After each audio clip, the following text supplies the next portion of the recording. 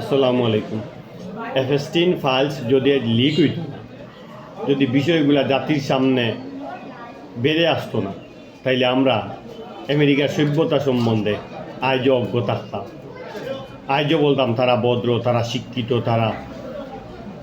তারা Bill Gates শিক্ষিত, Stephen Hawking. আমরা কথা বলার আগে স্টিফেন হকিং কী বলেছেন, বিল গেটস কী বলেছেন, এই যে আপ্পি আর আংটিরা যে শিক্ষিত হচ্ছেন, কথা বলার আগে ইংরেজি বলে দেন। তাদেরকে বলছি, ইংরেজি সীমিত করুন, পারলে অন্তর আরবিরে গাঁথুন।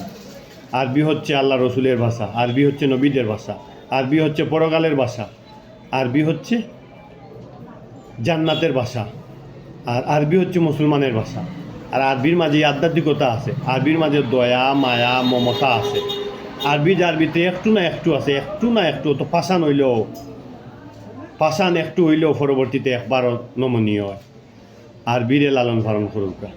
ইংরেজি শিকার প্রয়োজন রয়েছে, যেহেতু পৃথিবী অ্যাডভান্স, পৃথিবী অ্যাডভান্স এখন পৃথিবী এখন অ্যাডভান্স। মেডিকেল সায়েন্স ইংরেজি, বিচার বিভাগ ইংরেজি, বিদেশিদের সাথে মিট করতে হইলে ইংরেজি দরকার, অবশ্যই দরকার। ইংরেজি আবার না হইলে না হয়, কিন্তু ইংরেজি বলা হোক, অসুবিধা নাই, শিক্ষা হোক। ইংরেজি যেন লালন পালন না করা হয়, পায়রুটি যেন আরবিরে দেয়, মুসলমানরা যেন বিশেষ করে আরবিরে যেন পায়রুটি দেয়। আর যারা ইংরেজের পক্ষে কথা বলে, খালি কথায় ইংরেজি শিকার কথা বলে, এরা প্রত্যেকটা এরা এই বিল গেটস, স্টিফেন হকিং এদের মতো নরপিশাচ, যারা মাসুম বাচ্চেন করে, 60 বছর, 7 বছর, 9 বছর বাচ্চেন করে